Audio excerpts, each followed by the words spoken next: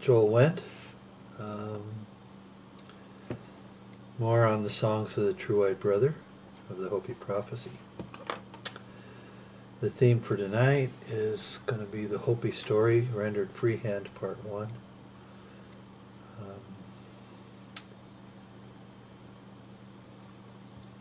What can I say? I'm going to put in more detail than might be necessary for some people because there will be a few of the people that watch this that haven't heard too much about this. Also, there's some context that should be established. The Hopi Indians live in the southwest of the United States of America, near the Four Corners area. The reservation has around 10,000 souls living on it. I don't know totally how accurate that is, or how many people of Hopi descent live in the other places in the United States and think of themselves as Hopi or not. The Hopi reservation is entirely surrounded by the Navajo reservation, which is far larger, and there's about 150,000 Navajo living in that part of the Four Corners area of the American Southwest. Some people will know about the various disagreements between the Navajo and the Hopi, between certain commercial interests in the United States government over various kinds of mineral rights in the area, and all of which is tragic, but none of which is going to be relevant to the main subject of these videos. The Hopi, like a lot of Aboriginal people all over the world, have a story. They have a story that's been passed on as an oral tradition that tells of the creation and of events in their history, and tries to render the meaning of their understanding in terms of their religious ideas and points of view. For a lot of people today who are fascinated with modern natural science and might consider themselves among the new atheists, such religious ideas would be not valued. The assumption of a whole bunch of people today would be that whatever the Hopi might believe to be the truth of their history, they're mistaken. Now, that's actually kind of an obnoxious attitude to take. It sort of presumes that, A, the Hopi were stupid eons and eons ago when they perceived the world the way they perceived it, and continued to be stupid ever after for a long, long time by continuing to tell these stories, and then remain stupid to the extent they believe these things today, because obviously natural science has proven beyond any shadow of a doubt that no religious idea is true about the history of the earth and the history of the human beings, and etc., etc., etc. And in fact, there's something must be wrong with your rationality if you can't understand how stupid you are. Well, that's kind of offensive, and itself is stupid. Because the fact is that the people that promote, say, the Big Bang theories and Darwin and evolution have simply substituted their mythological view. They don't know any better than anybody else does in the terms that they create. They would say, well, the Hopi didn't experience what they experienced, the ancient Hopi, so the oral tradition is poop.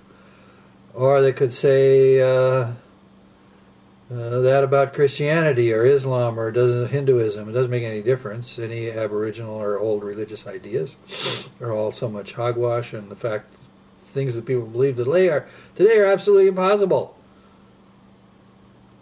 And that includes the Hopi. And we know better. We know that the world creation started with a big... Sure, you don't know that. Nobody alive today saw that, any more than anybody alive today saw the Hopi oral tradition. Give me a break. It's all a kind of belief, and even Sam Harris in his book The End of Faith admitted that science had beliefs. Scientists have beliefs. Hello, atheists have beliefs. So much for that.